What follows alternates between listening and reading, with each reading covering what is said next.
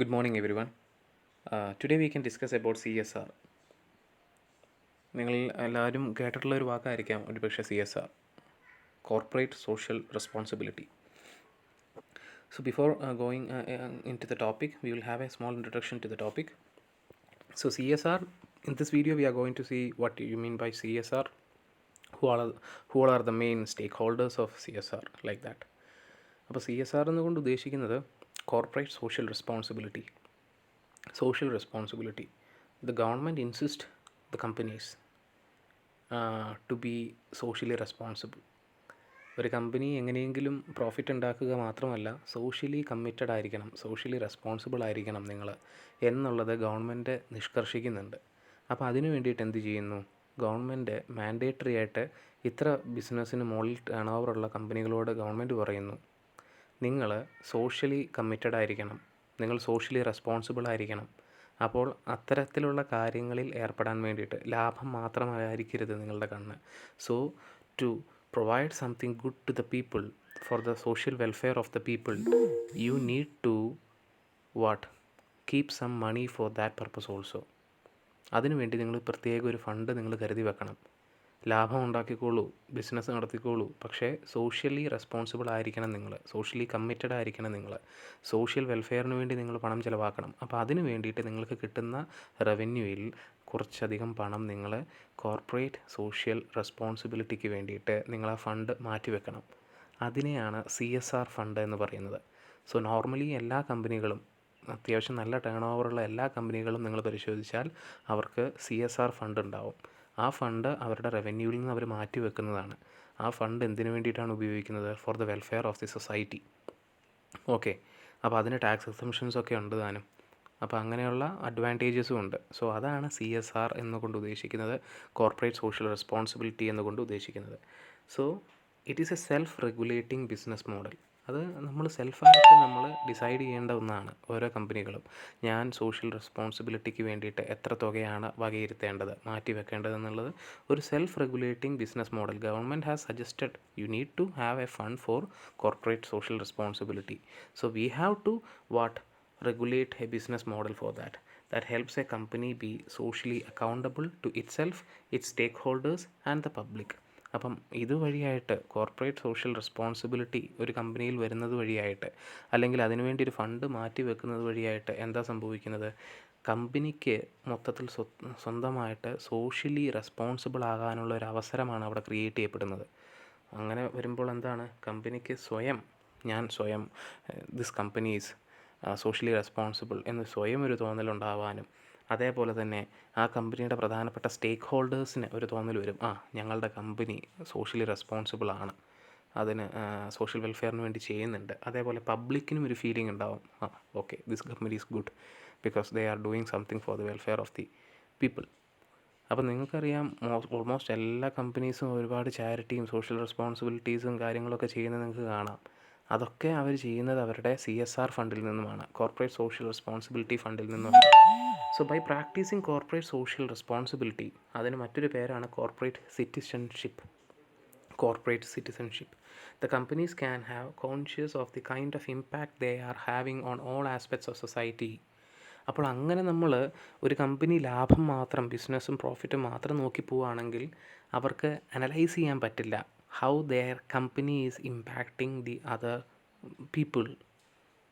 ബാക്കിയുള്ളവരുടെ ഇടയിൽ എന്ത് ഇമ്പാക്റ്റ് ഉണ്ടാക്കുകയാണ് എന്നുള്ളത് ഒരു കമ്പനിക്ക് അനലൈസ് ചെയ്യാൻ പറ്റില്ല. But if they R socially responsible, if they R utilising the CSR fund in A good way, definitely A company can have an idea about how the company have an impact on the society.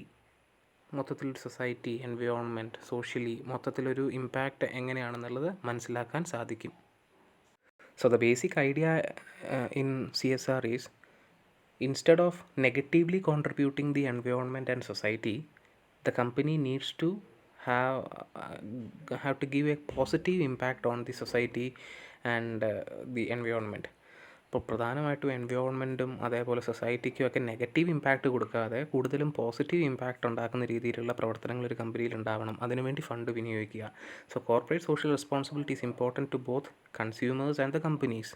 കമ്പനിക്ക് സ്വയമായിട്ടൊരു good will ഉണ്ടാവാനും ഒരു reputation ഉണ്ടാവാനും ഒരു വിശ്വാസ്യത ഉണ്ടാവാനും ഒക്കെ corporate social responsibility നല്ലതാണ്. കൺസ്യൂമേഴ്സിനെ സംബന്ധിച്ചിടത്തോളം നല്ലതാണ്. ഡെഫിനറ്റ്ലി ഒരു കമ്പനി സോഷ്യലി റെസ്പോൺസിബിൾ ആണെങ്കിൽ കൺസ്യൂമേഴ്സിനെ ആയിക്കൊള്ളട്ടെ എംപ്ലോയീസിനെ ആയിക്കൊള്ളട്ടെ ഓവർ എക്സ്പ്ലോയിറ്റേഷൻ എന്നുള്ള രീതിയിലേക്ക് അവരൊരിക്കലും പോവുകയില്ല. So corporate social responsibility programs are the great way to raise morale in the work place.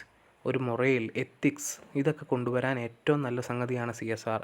ഏതെങ്കിലും ഒരു കമ്പനി പ്രോഫിറ്റ് ഓറിയൻറ്റഡ് ആയിട്ട് ഓവർ എക്സ്പ്ലോയിറ്റേഷനിലേക്ക് പോകുന്നുണ്ടെങ്കിൽ if they are having a corporate social responsibility fund, definitely they will come back to the way of ethical practices. അപ്പോൾ നമ്മൾ എപ്പോഴെങ്കിലും വഴിവിട്ട് പോകുന്നുണ്ടെങ്കിൽ തന്നെയും ഇത്തരത്തിലുള്ളൊരു സോഷ്യൽ റെസ്പോൺസിബിലിറ്റി എന്ന് പറഞ്ഞ തീം മനസ്സിലുള്ളത് കൊണ്ടും അതിനുവേണ്ടി ഒരു ഫണ്ട് വിനിയോഗിക്കാൻ വേണ്ടി നീക്കി വെച്ചിട്ടുള്ളത് കൊണ്ടും നോർമലി നമ്മൾ എത്തിക്കലായിട്ടുള്ള പ്രാക്ടീസസ് നടത്താനും സൊസൈറ്റിക്ക് വേണ്ടിയിട്ട് സോഷ്യലി റെസ്പോൺസിബിൾ ആയിട്ടുള്ള കാര്യങ്ങൾ ചെയ്യാനും നമ്മൾ മുന്നോട്ട് വരേണ്ടി വരും നിർബന്ധമായിട്ടും. പിന്നെ നമ്മൾ നോക്കുന്നത് പ്രധാനപ്പെട്ട സ്റ്റേക്ക് ഹോൾഡേഴ്സ് ആരൊക്കെയാണ് CSRൻ്റെ എന്നതാണ്. അപ്പോൾ അതിനു മുമ്പ് എന്താണ് സ്റ്റേക്ക് ഹോൾഡേഴ്സ് എന്നുള്ളത് നമുക്ക് നോക്കാം.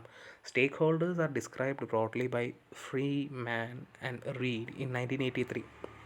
സ്റ്റേക്ക് ഹോൾഡേഴ്സ് എന്നുള്ള term as any identifiable group or individual who can affect the achievement of an organisation's objectives or who is affected by the achievement of an organisation objective. ഇപ്പോൾ ഒരു ഓർഗനൈസേഷൻ്റെ ഒബ്ജക്റ്റീവ് എന്ന് പറഞ്ഞാൽ എന്താണ്? ആ ഓർഗനൈസേഷൻ എക്സിസ്റ്റ് ചെയ്യുന്നത് തന്നെ ആ ഒബ്ജക്റ്റീവ്സ് അച്ചീവ് ചെയ്യാൻ വേണ്ടിയിട്ടാണ്. ഒരു ഫേം എക്സിസ്റ്റ് ചെയ്യുന്നത് തന്നെ ആ ഒബ്ജക്റ്റീവ്സ് അച്ചീവ് ചെയ്യാൻ വേണ്ടിയിട്ടാണ്. അപ്പോൾ അത്തരത്തിലുള്ള ഒബ്ജക്റ്റീവ്സിനെ ഫ്രെയിം ചെയ്യാൻ ഇമ്പാക്റ്റ് ഉള്ള ആൾക്കാർ ഇന്ന ഒബ്ജക്റ്റീവ്സ് മതി. ഓക്കെ, അപ്പോൾ അത്തരത്തിലുള്ള ഒരു ഫേമിൻ്റെ നിലനിൽപ്പ് തന്നെ ഒബ്ജക്റ്റീവ്സ് അച്ചീവ് ചെയ്യാൻ വേണ്ടിയിട്ടാണ്. അത്തരത്തിലുള്ള ഒബ്ജക്റ്റീവ്സ് ഫ്രെയിം ചെയ്യാൻ ഇമ്പാക്റ്റ് കൊടുക്കാൻ പറ്റുന്ന ആൾക്കാർ, അല്ലെങ്കിൽ അത്തരത്തിലുള്ള ഒബ്ജക്റ്റീവ്സാൽ ഇമ്പാക്റ്റ് ചെയ്യപ്പെടുന്ന വ്യക്തികൾ, ഇവരെല്ലാവരും സ്റ്റേക്ക് ഹോൾഡേഴ്സ് ആണ് എന്നുള്ളതാണ് പറയുന്നത്. ഒബ്ജക്റ്റീവ്സ് ഫ്രെയിം ചെയ്യാൻ ഇമ്പാക്റ്റ് കൊടുക്കാൻ മാത്രം കെൽപ്പുള്ളവർ സ്റ്റേക്ക് ഹോൾഡേഴ്സാണ്. ഒരു കമ്പനിയുടെ ഒബ്ജക്റ്റീവ്സ് വഴി ആരെങ്കിലും ആർക്കെങ്കിലും അതിൻ്റെ ഒരു ഇമ്പാക്റ്റ് ഉണ്ടാവുന്നുണ്ടെങ്കിൽ അവരും സ്റ്റേക്ക് ഹോൾഡേഴ്സാണ്. അപ്പോൾ അതിൻ്റെ കീഴിൽ ആരൊക്കെ വരുന്നുള്ളത് നമുക്ക് നോക്കാം. In other words, a person or group or organisation that has direct or indirect stake in an organisation because it can affect or be affected by the organisation's action. അപ്പോൾ ഒന്നെങ്കിൽ ഒരു ഓർഗനൈസേഷൻ്റെ ആക്ഷൻസിൽ ഇമ്പാക്റ്റ് കൊണ്ടുവരാൻ കെൽപ്പുള്ള ഒരാൾ, അല്ലെങ്കിൽ ഓർഗനൈസേഷൻ്റെ ആക്ഷൻ വഴി impact ഉണ്ടാകുന്ന ഒരു വ്യക്തി, ഇവരൊക്കെ സ്റ്റേക്ക് ഹോൾഡേഴ്സാണ്. അപ്പോൾ ഒരു കമ്പനിയെ സംബന്ധിച്ചിടത്തോളം എന്താണ് key stakeholders in a business organisation include creditors, കമ്പനിക്ക് പണം കൊടുത്ത ആൾക്കാർ, കടം കൊടുത്ത ആൾക്കാർ, കസ്റ്റമേഴ്സ്, കമ്പനിയുടെ കസ്റ്റമേഴ്സ്, കമ്പനിയുടെ ഡയറക്ടേഴ്സ്, കമ്പനിയുടെ employees, government, suppliers, unions and the community from which the business draws it's resources. Suppliers എല്ലാം വരും. ഇവരെല്ലാം കമ്പനിയുടെ സ്റ്റേക്ക് ഹോൾഡേഴ്സിൽ പെടുന്ന ആൾക്കാരാണ്. കമ്പനിയുമായി ബന്ധപ്പെട്ടിട്ടുള്ള എല്ലാവരും ആ കമ്പനിയിൽ ഇൻട്രസ്റ്റ് ഉള്ള ആൾക്കാരാണ്, സ്റ്റേക്ക് ഹോൾഡേഴ്സാണ്. അപ്പോൾ ഇവരെയൊക്കെ സംബന്ധിച്ചിടത്തോളം ഒരു കമ്പനിക്ക് കോർപ്പറേറ്റ് സോഷ്യൽ റെസ്പോൺസിബിലിറ്റി ഉണ്ടാവുക, CSR ഫണ്ട് ഉണ്ടാവുക എന്ന് പറഞ്ഞാൽ വളരെ ഇമ്പോർട്ടൻ്റ് ആണ്. അടുത്തൊരു ടേമിലേക്ക് നമ്മൾ പോവുകയാണ്, കോർപ്പറേറ്റ് ഫിലാന്ത്രോപ്പി. അപ്പോൾ ഇതെന്താ സംഭവം? അതിൽ ഒറ്റൊരു സംഗതിയേ ഉള്ളൂ. The origin of the word philanthropy is Greek and it means love for mankind. അപ്പോൾ ഫിലാന്ത്രോപ്പി എന്ന് പറയുന്ന ഒരു വേർഡ് തന്നെ ലവ് ഫോർ മാൻകൈൻഡ്, ഒരു പോസിറ്റീവായിട്ടുള്ളൊരു തോട്ടാണ് അല്ലേ. അപ്പോൾ it is originated from a Greek word and philanthropy it means love for mankind. So doing something good for the mankind. നമുക്ക് ഒരു ആളോട് സ്നേഹം ഉണ്ടെങ്കിലല്ലേ അയാൾക്ക് വേണ്ടി നല്ലത് ചെയ്യാൻ തോന്നുകയുള്ളൂ, അയാളോട് എത്തിക്കലായിട്ട് നമുക്ക് പെരുമാറാൻ സാധിക്കുകയുള്ളൂ. So philanthropy means love for mankind. So today philanthropy includes the concept of voluntary giving by an individual or group to promote the common good.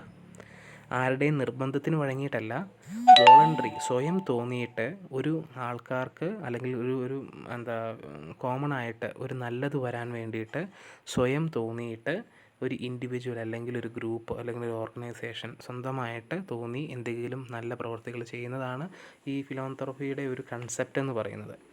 നമുക്കറിയാം പല കമ്പനികളും നല്ല നല്ല ഒരുപാട് കാര്യങ്ങൾ ചെയ്യുന്നുണ്ട് അല്ലേ. അപ്പം അതെന്താണ്, ആരുടെ നിർബന്ധത്തിന് വഴങ്ങിയിട്ടല്ല, അവർക്ക് സ്വയം തോന്നിയിട്ടാണ്. Voluntary giving a group or an individual or a company or an organization is voluntarily giving something for the common good of the society. അപ്പോൾ അതാണ് ഈ ഫിലാന്ത്രോപ്പി എന്ന് പറഞ്ഞൊരു വേർഡ് കൊണ്ട് അതിൻ്റെ ഒരു കൺസെപ്റ്റ് തന്നെ. So, philanthropy addresses the contribution of an individual or a group or a company or other organization that in turn work to improve the quality of life for all citizens or residents. അപ്പോൾ ഈ corporate social റെസ്പോൺസിബിലിറ്റിയും corporate ഫിലന്ത്രപ്പിയും ഒക്കെ എല്ലാം connected ആണ്. മൊത്തത്തിലുള്ള ഒരു സൊസൈറ്റിയുടെ അപ്ലിഫ്റ്റ്മെൻറ്റിന് വേണ്ടിയിട്ട് അവരുടെ സൊസൈറ്റിയിൽ അല്ലെങ്കിൽ സിറ്റിസൺസിനും റെസിഡൻസിൻ്റെ ഒക്കെ ഒരു ക്വാളിറ്റി ഓഫ് ലൈഫൊക്കെ ഇമ്പ്രൂവ് ചെയ്യാൻ വേണ്ടിയിട്ട്, നന്മ വരാൻ വേണ്ടിയിട്ട് അവർ വോളണ്ടറി എന്തെങ്കിലും കോൺട്രിബ്യൂട്ട് ചെയ്യുന്ന ഒരു പ്രക്രിയയാണ് ഈ കോർപ്പറേറ്റ് ഫിലന്ത്രപ്പി എന്ന് പറയുന്നത്. അപ്പോൾ ഈ കോർപ്പറേറ്റ് ഫിലന്ത്രപ്പിക്ക് വേണ്ടിയിട്ട് നമ്മൾ മാറ്റി വകയിരുത്തിയിരിക്കുന്ന ഫണ്ടാണ് ഈ CSR ഫണ്ട് എന്ന് വേണമെങ്കിൽ നമുക്ക് പറയാം. Corporate philanthropy includes or involves the act of donating to a charity or a foundation whose mission is to fight a cause and deliver social impact. The donation can consist monetary help as well as in-kind contribution. അപ്പോൾ നമുക്ക് CSR fund പണമായിട്ട് തന്നെ കൊടുക്കണമെന്നില്ല. നമുക്ക് വേണമെങ്കിൽ corporate ഫിലന്ത്രപ്പിയുടെ ഭാഗമായിട്ട് നമുക്കിപ്പോൾ pain and പാലിയേറ്റീവിൽ പോയിട്ടൊരു കമ്പനിക്ക് work ചെയ്യാം, അവരുടെ ആൾക്കാരെ ശുശ്രൂഷിക്കാൻ വേണ്ടി കൂടെ പോകാം, പൈസ അവർക്ക് കൊടുക്കാം. അപ്പം ഇതെല്ലാം എന്താണ് കോർപ്പറേറ്റ് ഫിലാന്ത്രപ്പിയുടെ ഭാഗമാണ്. ഇപ്പോൾ നമുക്കറിയാം ഫ്ലഡ് വന്നു. ഈ ഫ്ലഡൊക്കെ വന്നപ്പോൾ നമുക്ക് പണം കൊടുത്ത് ഒരുപാട് പേരെ സഹായിക്കാൻ സാധിക്കും. അതല്ലാതെ ആ സിറ്റുവേഷനിൽ ഇറങ്ങി ജീവകാരുണ്യ പ്രവർത്തനത്തിന് വേണ്ടി ഇറങ്ങിയ വ്യക്തികളുണ്ട്. അപ്പോൾ അത്തരത്തിലുള്ള ആക്ടിവിറ്റീസും ഒക്കെ കോർപ്പറേറ്റ് ഫിലാന്ത്രപ്പിയിൽ പെടുന്നതാണ്. നമുക്കറിയാം പല ഫേമുകളും അവരുടെ എംപ്ലോയീസിനെ ഇത്തരത്തിലുള്ള റെസ്ക്യൂ ഓപ്പറേഷന് വേണ്ടിയിട്ടൊക്കെ വിട്ടിട്ടുണ്ടായിരുന്നു. അതെല്ലാം കോർപ്പറേറ്റ് ഫിലാന്ത്രപ്പിയുടെ ഭാഗമാണ്. അടുത്തൊരു ടേം നമ്മൾ നോക്കുകയാണ്, അത് കോർപ്പറേറ്റ് ഗവേണൻസ് ആണ്. Corporate governance is a system of rules and practices and processes by which a firm is directed and controlled. ഒരു ഫേമിനെ കൺട്രോൾ ചെയ്യാനും ഡയറക്റ്റ് ചെയ്യാനും വേണ്ടിയിട്ട് ഒരു റൂൾസും പ്രാക്ടീസസും പ്രോസസ്സിനെയുമാണ് ഈ കോർപ്പറേറ്റ് ഗവേണൻസ് എന്ന് പറയുന്നത്. അപ്പോൾ ഒരു കമ്പനി എന്ന് പറഞ്ഞിട്ടുണ്ടെങ്കിൽ അത് ഡയറക്റ്റ് ചെയ്യപ്പെടണം, അല്ലേ, കൺട്രോൾ ചെയ്യപ്പെടണം. അതിന് തീർച്ചയായിട്ടും ചില റൂൾസ് വേണം, ചില പ്രാക്ടീസസ് വേണം, ചില പ്രോസസ്സുകൾ വേണം. ഇത്തരത്തിലുള്ള rules, practices and processes in order to control and direct a company or a firm, it is known as corporate governance. Corporate governance essentially involves balancing the interest of the company, many stakeholders such as shareholders, senior managers, executives, etc. അപ്പോൾ എല്ലാ കമ്പനിയുടെ എല്ലാ സ്റ്റേക്ക് ആരൊക്കെയാണ് നമ്മൾ കണ്ടു. Consumer, employees, suppliers, creditors, എല്ലാവരും സ്റ്റേക്ക് ഹോൾഡേഴ്സാണ്. ഇവരുടെ എല്ലാവരെയും തൃപ്തിപ്പെടുത്തുന്ന രീതിയിലുള്ള ഒരു റൂൾസും പ്രാക്ടീസസും പ്രോസസ്സും ഒക്കെ ആയിരിക്കും. അങ്ങനെ ഇമ്പോസ് ചെയ്യുന്ന റൂൾസും പ്രാക്ടീസസും പ്രോസസ്സും ഒക്കെ ഏതെങ്കിലും ഒരു വിഭാഗത്തിനെ തൃപ്തിപ്പെടുത്താത്ത രീതിയിലുള്ള ഒരു റൂൾസും പ്രാക്ടീസസും പ്രോസസ്സും ആയിരിക്കരുത്. അതാണ് കോർപ്പറേറ്റ് ഗവേണൻസ് എന്നുകൊണ്ട് ഉദ്ദേശിക്കുന്നത്. Since corporate governance also provides the framework for attaining a company's objective, it encompasses practically every sphere of management from action plans and internal controls to perform the measurement and corporate disclosure. ഇപ്പോൾ പ്രധാനമായിട്ടും നമ്മുടെ കമ്പനിയുടെ performances measure ചെയ്യാനും കമ്പനിയുടെ ഓരോ എംപ്ലോയീസിൻ്റെ efficiencies measure ചെയ്യാനും ഇതിനെല്ലാം ഈ കോർപ്പറേറ്റ് ഗവേണൻസ് സഹായിക്കുന്നുണ്ട്. ഓക്കെ, അപ്പോൾ പ്രധാനമായിട്ടും ചില കീ പോയിൻറ്റ്സ് നോക്കാം നമുക്ക് കോർപ്പറേറ്റ് ഗവേണൻസിൻ്റെ. It is structure of rules, practices and process use to direct and manage a company. നമ്മൾ ഓൾറെഡി പറഞ്ഞു. The company's board of directors is the primary force influencing corporate governance. അപ്പോൾ അത്തരത്തിലുള്ള rules, പ്രാക്ടീസസും പ്രോസസ്സും ഒക്കെ form ചെയ്യുന്നത് ആരായിരിക്കും? കമ്പനിയുടെ board of directors ആയിരിക്കും. Bad corporate governance can cast doubt on a company's operations and its ultimate profitability. Bad corporate governance എന്ന് പറഞ്ഞാൽ എന്താണ്? വ്യക്തമല്ലാത്ത റൂൾസും പ്രാക്ടീസസും പ്രോസസ്സും ഒക്കെ ആണെങ്കിൽ തീർച്ചയായിട്ടും കമ്പനിയുടെ ഓപ്പറേഷൻസ് ഹിൻഡർ ചെയ്യപ്പെടും. പ്രോഫിറ്റബിലിറ്റി അത് നെഗറ്റീവ്ലി ബാധിക്കും. Corporate governance entails the area of environmental awareness, ethical behavior, corporate strategy, compensation and risk management. ഇതെല്ലാം കോർപ്പറേറ്റ് ഗവേണൻസിൽ വരുന്ന സംഗതികളാണ്. The basic principles of corporate governance are accountability, transparency, fairness and responsibility. ഇതെല്ലാം ചേരുന്ന രീതിയിലുള്ള ഒരു സംഗതി ആയിരിക്കണം ഈ കോർപ്പറേറ്റ് ഗവേണൻസ്. എന്ന് വെച്ചിട്ടുണ്ടെങ്കിൽ നമ്മൾ റൂൾസും പ്രാക്ടീസസും പ്രോസസ്സും ഒക്കെയാണ് നമ്മൾ ഫ്രെയിം ചെയ്യുന്നത്, അല്ലേ? അപ്പോൾ അത് അക്കൗണ്ടബിൾ ആയിരിക്കണം. ആരൊക്കെയാണ് ഈ റൂൾസ്, പ്രാക്ടീസ്, പ്രോസസ്സൊക്കെ ഉണ്ടാക്കിയത്, അതിനൊരു അക്കൗണ്ടബിലിറ്റി വേണം. ട്രാൻസ്പെറൻ്റ് ആയിരിക്കണം. എല്ലാവരെയും കാണിച്ചുകൊണ്ട് വ്യക്തമായിട്ട് പറഞ്ഞുകൊണ്ട് വേണം അത്തരത്തിലുള്ള റൂൾസും പ്രാക്ടീസസും പ്രോസസ്സും ഒക്കെ ക്രിയേറ്റ് ചെയ്യാൻ. ഫെയർ ആയിരിക്കണം. ആരെങ്കിലും ഒരാളെ ചൂഷണം ചെയ്യുന്ന രീതിയിലായിരിക്കരുത് റൂൾസും പ്രാക്ടീസസും പ്രോസസ്സും. പിന്നെ അതിന് റെസ്പോൺസിബിലിറ്റി വേണം. ഇന്ന കാര്യങ്ങൾ ഇന്ന ആൾക്കാരാണ് ചെയ്യേണ്ടതെന്നുള്ള പ്രോപ്പർ റെസ്പോൺസിബിലിറ്റി ചാനലും അതിൽ പ്ലേസ് ചെയ്തിട്ടുണ്ടാവണം. അപ്പോൾ hope this CSR, corporate philanthropy and corporate governance is clear to you. Thank you.